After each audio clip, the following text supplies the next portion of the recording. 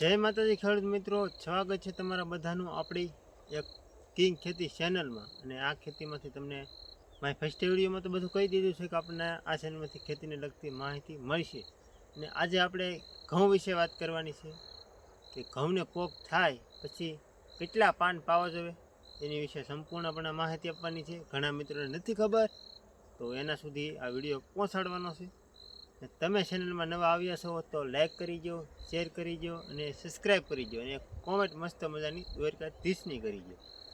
ઘણા બધા મિત્રોની એવું હોય કે ઘઉંને પોક થાય પછી પાણી પાવું કે ના પાવું, આ વાત મગજમાં ઘૂસી જાય ને પછી નીકળતી નથી।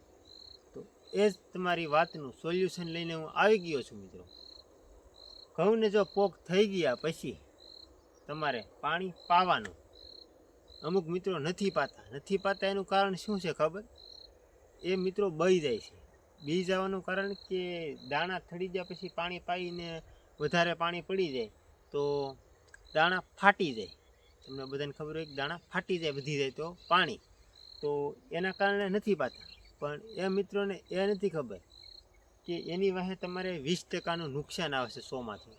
ને નુકસાન કયું આવે કે જે નાનો દાણો હોય એને એક પાણીની જરૂર હોય ને આપણે એને એક પાણી ન આપીએ તો એ દાણો તમારો વિસાઈ જાય ને ઓલા હારા પાકી ગયેલા હોય એની માલપા તમે હલરમાં કાઢો એટલે મિક્સ થાય ને તમે હેડમાં બેસવા જાઓ એટલે મિત્રો એનો ભાવ નથી આવતો, તમને ભાવ કાપી નાખે છે। શું કહે છે શેઠીઓ કે આમાં દાણા વિસાઈ ગયેલા છે, પણ આપણે ભૂલ ક્યારે કરીએ એ જ ખબર નથી પડતી। ભૂલ આપણી છેલ્લા પાણે થઈ જાય છે।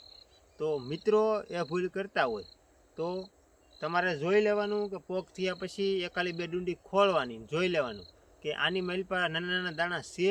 તો તમને લાગે કે નાના નાના દાણા છે તો એક પાણ આપવું, અને તમને લાગે કે એવું કાંઈ નથી તો પાણી ના આપવું। અને તો પછી જો તમે પ્રાણે ન હોવા છતાં પાણી આપશો મિત્રો તો તમારા દાણા ફાટી જશે, તો પણ તમારે ભાવ નહીં આવે। હેડમાં જશે એટલે કે આ દાણા ફાટી જશે, વધારે પાકી જશે, આનો ભાવ નહીં આવે, તો તમને શેઠિયો ફાવવા દેશે નહીં મારા ખેડૂતો। એના માટે આપણે ખેતી કરતા હોય એટલે બધી આપણી પાસે એટલો તો અનુભવ હોય જ મિત્રો કે પાણી પાવું કે ના પાવું। હું તમને બતાવું તો આ એક ડુંડી મેં લીધી છે મિત્રો। જો હવે આની માલપા હું જોઈશ કે દાણા કેવાક થયા, મને એમ થાય છે કે હાવ ઝીઝીડા થયા તો એને એક ને મિત્રો 2 પાણી પણ પાવા પડે છે। આપણે એમ કહી કે હવે એક પાણીમાં બકાડી દેવું, એમ આપણું કંઈ એમ ના થાય।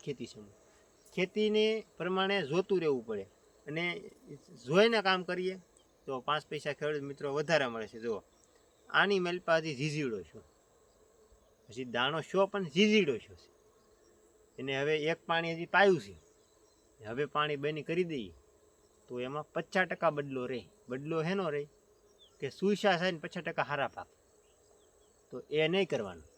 અને આની વિનાનું હજી એક પાણી પાઈ દેવાનું 8 દી પછી, અને પછી એ ઘઉં પાકે। આવું ઘણા મિત્રો ભૂલું કરી નાખે છે, પછી કહે છે કે ઘઉંમાં ઉતારો સારો નથી આવતો, ઘઉંની ખેતીમાં માથે પડે છે। તો તમે મિત્રો છેલ્લે ભૂલ કરો છો, પહેલાં તો નથી કરતા પણ છેલ્લે એક પાનના વાંકે ભૂલ કરો તો પછી મિત્રો આ જ સમસ્યા આવે ને।